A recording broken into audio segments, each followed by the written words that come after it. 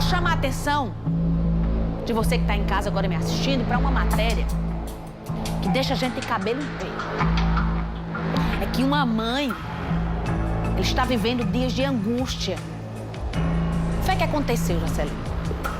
É que ela ouviu das filhas que o marido, o pai das crianças, ele abusava sexualmente dessas crianças.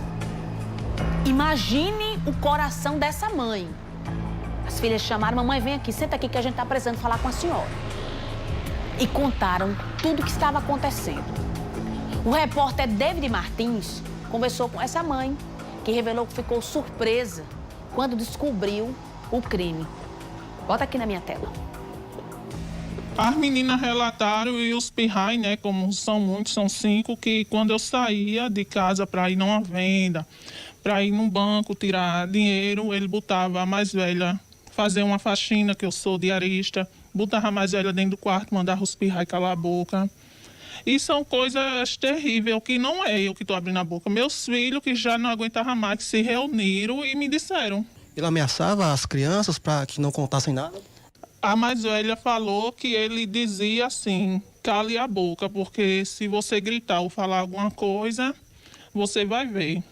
E ele, tá fazendo 9 anos hoje, falou para mim que ele abusou dela dentro da cadeia, assim, botou os órgãos dele para fora, mandou ela pegar e disse a ela que era um segredo dele e dela. Eu queria só que as autoridades dessem apoio a gente, porque eu tô minhas filhas jogadas, com medo, que eu tô com medo, e jamais mulher nenhuma ia ficar a favor de um homem. E A senhora vivia com ele há quanto tempo?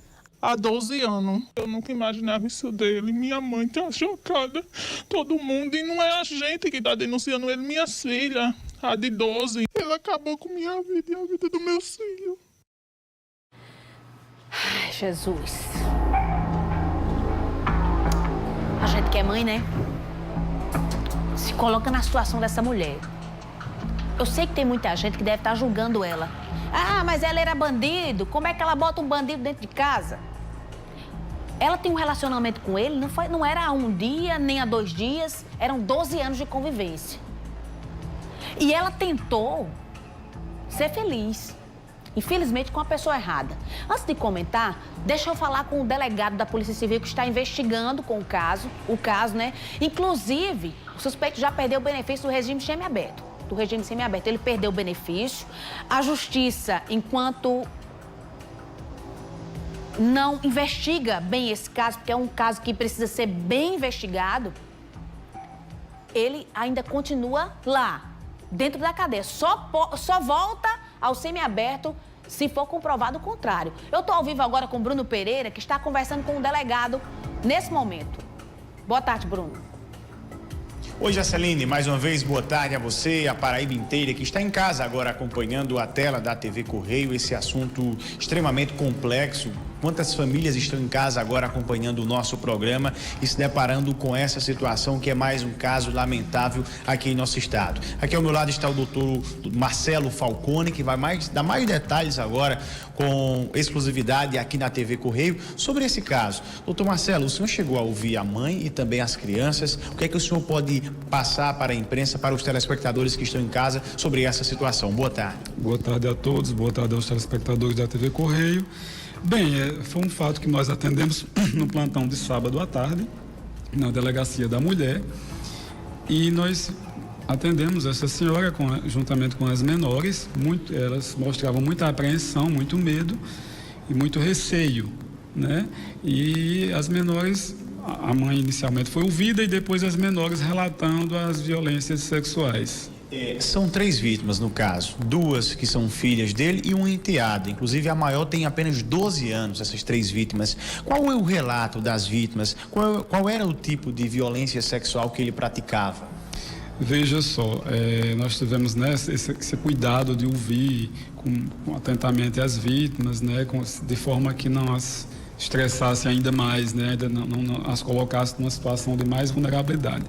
Então tivemos esse cuidado e elas relataram que essas violências sexuais já vinham ocorrendo há algum tempo, né, não era de hoje, e as menores, a mãe inicialmente foi ouvida e depois as menores relatando as violências sexuais. É, são 3 vítimas no caso, 2 que são filhas dele e um enteado. Inclusive a maior tem apenas 12 anos, essas 3 vítimas. Qual é o relato das vítimas? Veja só, nós tivemos, né, esse cuidado de ouvir atentamente as vítimas, né, de forma que não as estressasse ainda mais, né, ainda não as colocasse numa situação de mais vulnerabilidade. Então tivemos esse cuidado e elas relataram que essas violências sexuais já vinham ocorrendo há algum tempo, né, não era de hoje, e que, inclusive, uma dessas ocasiões foi praticada dentro do presídio, quando elas estavam visitando o pai.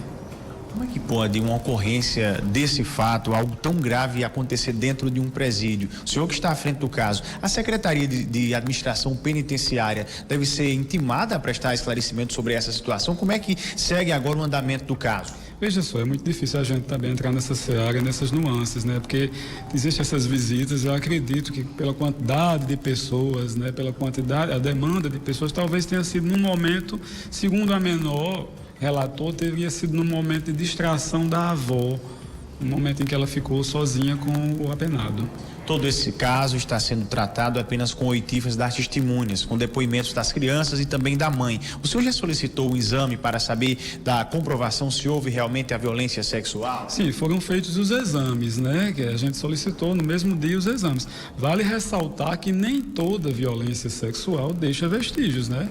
Porque, para se entender, a lei não entende apenas o estupro como era antigamente, com a penetração, né? Existem outras situações em que se comprova a violência sexual, principalmente no caso de menores, né? Que há quem pense que o estupro, o caso da violência, é apenas com a penetração, que não é somente isso. Não mais, não. A alteração da lei, qualquer ato, né? E o mais grave ainda é que são menores, então é estupro de vulnerável, né? Que a lei prevê. O que chama a atenção também nessa história é que as 3 filhas se reuniram em casa com a mãe em uma conversa informal. Como é que estava o estado da mãe quando recebeu essa notícia das 3 filhas? Estava muito chocada, muito desesperada, né? Ela relatou que trabalhava muito fora de casa e confiava, né? O tempo em que ele estava lá, confiava aos cuidados, né? E que isso já vinha acontecendo há algum tempo, só que as crianças eram também ameaçadas, né? Eram intimidadas o tempo todo de que não poderiam contar, e se contassem, sofreriam represálias. Doutor, para quem está em casa agora acompanhando a tela da TV Correio, para a gente finalizar, esse é um assunto extremamente complexo em relação à questão das vítimas e principalmente quando se trata de menor, porque há o medo de quem está praticando a violência sexual, há o medo também da repercussão que se causa desse assunto. Quem está em casa agora, que vive uma situação como essa, como é que se faz para denunciar? Qual o caminho de procurar a polícia para que essa situação seja resolvida? A melhor forma, eu ainda acredito, que é procurar a autoridade policial, né, competente para o caso, e denunciar. Fazer a denúncia, a gente vai tomar sempre as precauções, as investigações, né, com cuidado, né, para, né, não expor ninguém, né. E eu acredito que a melhor forma é sempre denunciar e sempre procurar os serviços, né, procurar principalmente a delegacia de polícia. Ok, doutor Marcelo, muito obrigado pela participação ao vivo aqui na tela da TV Correio. Eu volto aos estúdios da TV Correio com você, Jaceline Marques, desejando uma ótima tarde a todos. Obrigado, Bruno Pereira, pelas informações. Estupro de vulnerável, né? Se eu não me engano, a lei foi modificada em 2009. Antes, o estupro era apenas a conjunção carnal. Hoje, a lei abrange atos libidinosos, como a exposição também de pornografia, enfim, outras informações como crime sexual. E olha, esse fato me choca pela crueldade e pela frieza do criminoso. Um dos relatos dessa criança que contou a mãe, a mais velha, que foi abusada no presídio, ela disse o seguinte: a mãe que elas iam visitá-lo no presídio e durante o dia, cansada, a mãe acabava dormindo. Quando a mãe dormia, ele colocava a mão nas partes íntimas da criança, obrigava a criança a colocar a mão nas partes íntimas dele. E é de uma covardia sem tamanho.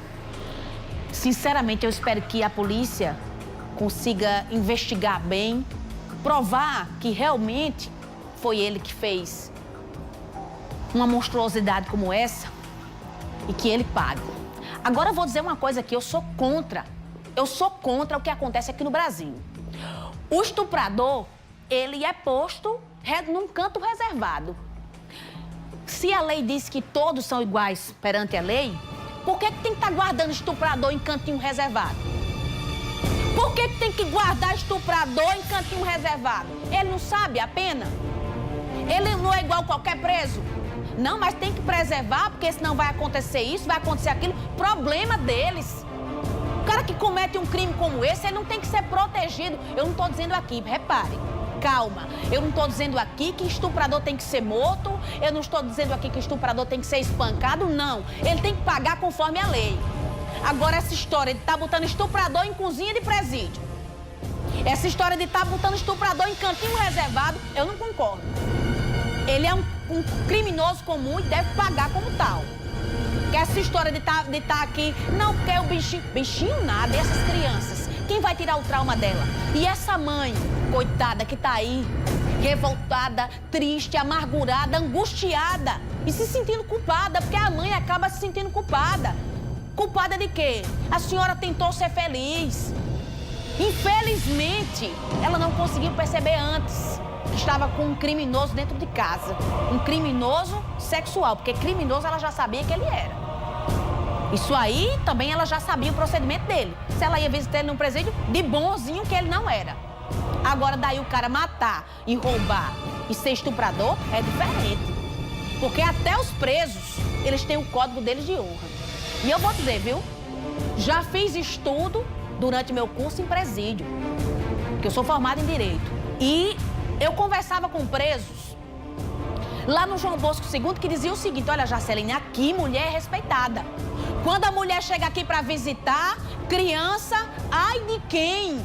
Ai de quem olhar para a mulher do outro aqui. Aqui se trata com respeito. E eu digo a você, com toda a convicção que está em casa assistindo agora, se os presos sonhassem que esse pilantra, que esse canalha estava fazendo isso com essas crianças, meu amigo, o rebuliço tinha sido feio dentro da cadeia.